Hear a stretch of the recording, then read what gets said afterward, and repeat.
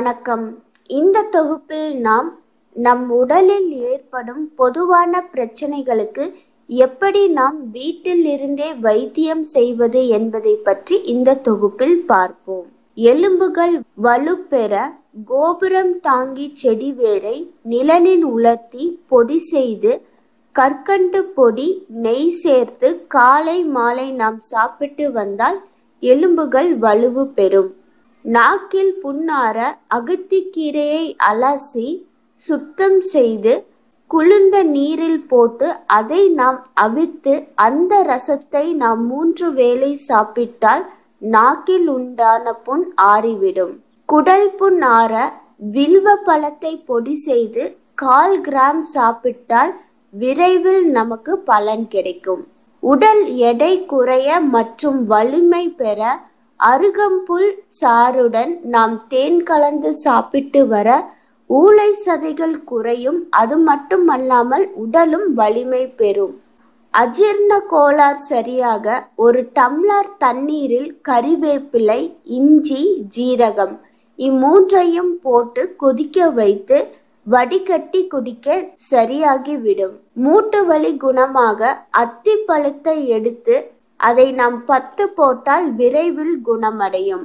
இரும்பு சத்துக்கு மாதுளப்பழ சாற்றில் பால் சேர்த்து சாப்பிட்டால் இரும்பு சத்து அதிகரிக்கும்.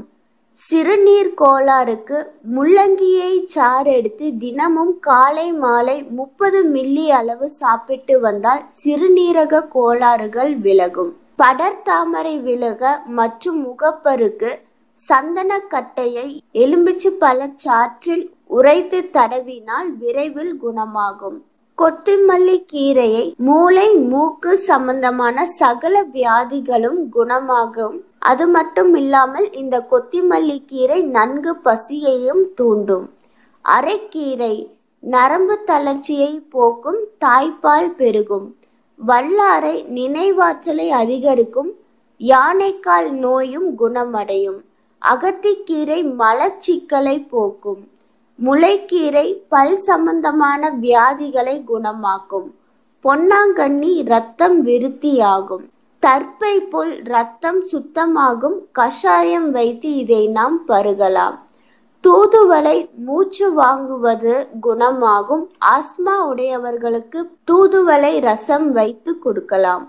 முருங்கைக்கீரை பொரியல் செய்து நெய் விட்டு 48 நாள் நாம் சாப்பிட்டு வந்தால் தாது விருத்தியாகும். சிறுகீரை நீர்க்கோவையை குணமாக்கும். வெந்தயக்கீரை இரும்பல் குணமாக்கும். புதினா கீரை மசக்கை மயக்கம் வாந்தி குணமாக்கும். அருக்கீரை சளி காய்ச்சல் டைபாய்டை குணமாக்கும். நன்றி.